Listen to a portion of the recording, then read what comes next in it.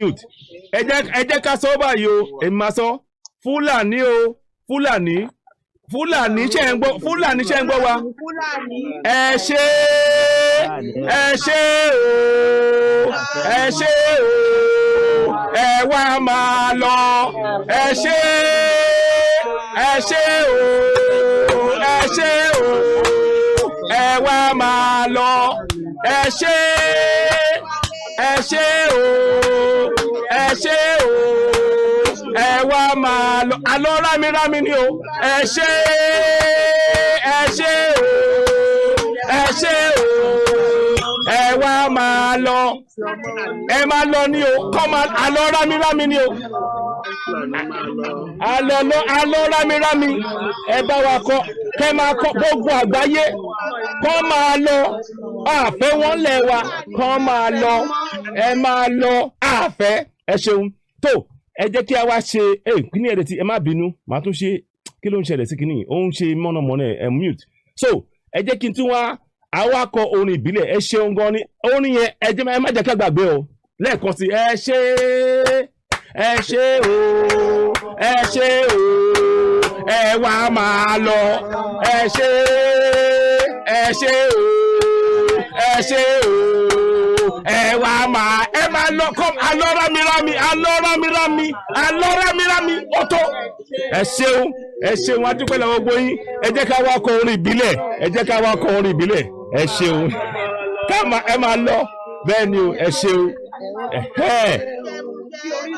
ẹ máa lọ ẹ ṣe kọ́ máa lọ alọ́ rámírámí ẹ ṣeun so ẹ jẹ́ ká wá kọ orin ìbílẹ̀ ẹ máa lọ ẹ ṣeun so ẹ jẹ́ ká wá kọ orin ìbílẹ̀ ó máa jáde báyìí o bẹ́ẹ̀ ni o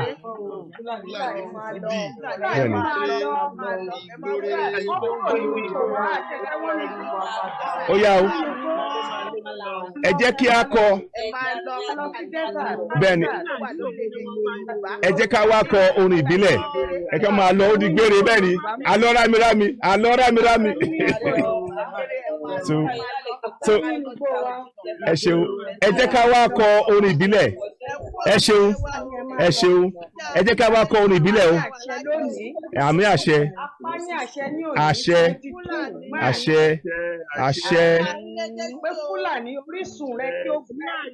bẹ́ẹ̀ ni o kó máa lọ bẹ́ẹ̀ ni bẹ́ẹ̀ ni àṣẹ gbogbo wọn kọ́ máa lọ bẹ́ẹ̀ ni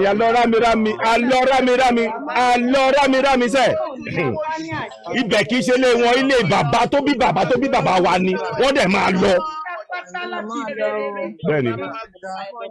ẹ ṣeun àmì àṣẹ ẹ ṣeun gbogbo ẹyẹ jẹ màálù mọ́ bẹ́ẹ̀ ni bẹ́ẹ̀ ni àmì àṣẹ so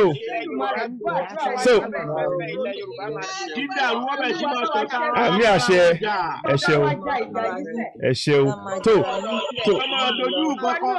ẹ wò ẹ ṣeun gan ni mo dúpẹ́ lọ́wọ́ gbogbo wa báyìí ẹ jẹ́ kí a wá kọ orin ìbílẹ̀ ẹ ṣeun adúpẹ́ lọ́wọ́ gbogbo yín ẹ jẹ́ kí a wá kọ orin ìbílẹ̀ ẹ ṣeun ìyẹn la máa fi máa lọ báyìí adúpẹ́ lọ́wọ́ gbogbo yín kò ní sùn wá kò ní rẹ̀ wá iṣẹ́ sì pọ̀ lọ́wọ́ wa àmọ́ a ti bẹ̀rẹ̀ báyìí náà ẹ ṣeun orin ìbílẹ̀ a máa kọ́ sìn. Ladies and gentlemen, the national anthem of the newly formed Ududuwa Nation. Ó yá o. Ẹ ṣeun ẹ bá gbórin.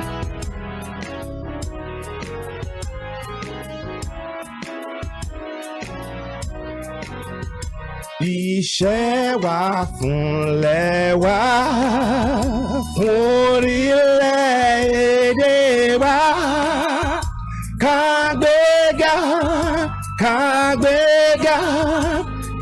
gbéga fáyé rí ìgbàgbọ́ wa ni pé bá ti bẹ̀rù làbọ̀ mọ́.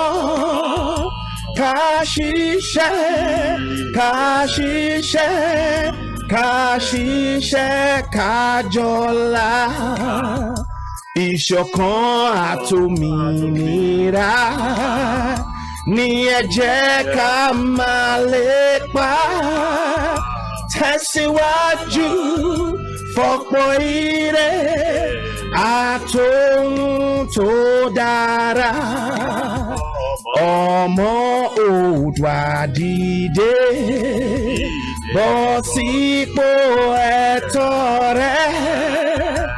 ìwọ ni ìmọ́lẹ̀ ògo adúláwọ̀. tó ẹ ṣeun gan ni ẹ kú dìde adúpẹ́ lọ́wọ́ gbogbo yín adúpẹ́ gidi gan ni. ògo adúláwọ̀. ẹ ṣeun ẹ kú dìde kò ní sí wa kò ní rẹ̀ wá gbogbo wa lápapọ̀ àṣeyọrí la máa ṣe ilẹ̀ ìlérí àmàdébẹ̀ òmìnira á tẹ̀ wá lọ́wọ́ lápapọ̀ àṣẹ wa àṣẹ ti gùn ẹ ṣeun ó dìgbà kan náà àti máa sọ̀rọ̀ ẹ ṣeun ó dàbọ̀ ẹ ṣeun ó dàbọ̀.